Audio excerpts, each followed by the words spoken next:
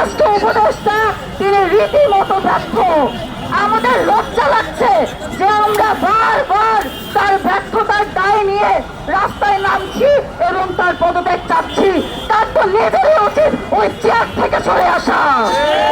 প্রধান নির্বাচন কমিশনের এই বক্তব্য প্রত্যাখ্যান করছি এবং একই সাথে বলে দিতে চাই, তাকে যে দায়িত্বে রাখা হয়েছে সে দায়িত্বে থাকার উপযোগী তিনি নন।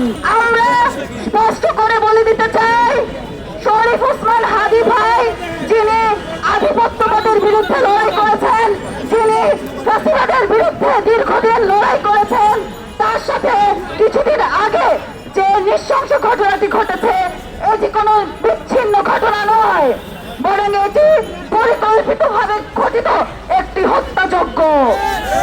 আমরা জানি শরীফ ওসমান হাদী ভাইকে যারা হত্যা করার চেষ্টা করেছে তারা দীর্ঘদিন তার আচরণবিধি লক্ষ্য করেছে। আমরা দেখেছি যে প্রধান নির্বাচন কমিশন তিনি তার এক বক্তব্যে বলেছেন নির্বাচনের আগে দু একটা খুন খারাপি হবেই। তিনি কি জানেন না যে কেন তাকে এই গদিতে বসানো হয়েছে? তিনি কি এখনো চান পুরাতন বন্দোবস্ত নিয়ে দেশে চলবে? মোনালিসা হেভি ফ্লো 15 পিস প্যাকেটের সাথে 8 পিসের একটি প্যাকেট একদম ফ্রি।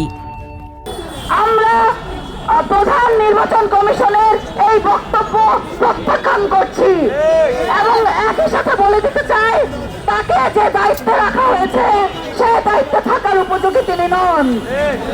একই সাথে আমরা বলে দিতে চাই, রাষ্ট্রের যে গোয়েন্দা সংস্থাগুলো রয়েছে তারা কি নাকে তেল দিয়ে ঘুমাচ্ছে? তাদের কাছে কি রাষ্ট্রের কোনো তথ্য নেই? যদি থেকে থাকে তাহলে তারা কেন কোনো ধরনের পদক্ষেপ গ্রহণ করেনি? একই সাথে আমরা বলে দিতে চাই, আমাদের স্বরাষ্ট্র উপদেষ্টা তিনি রীতিমতো ব্যর্থ।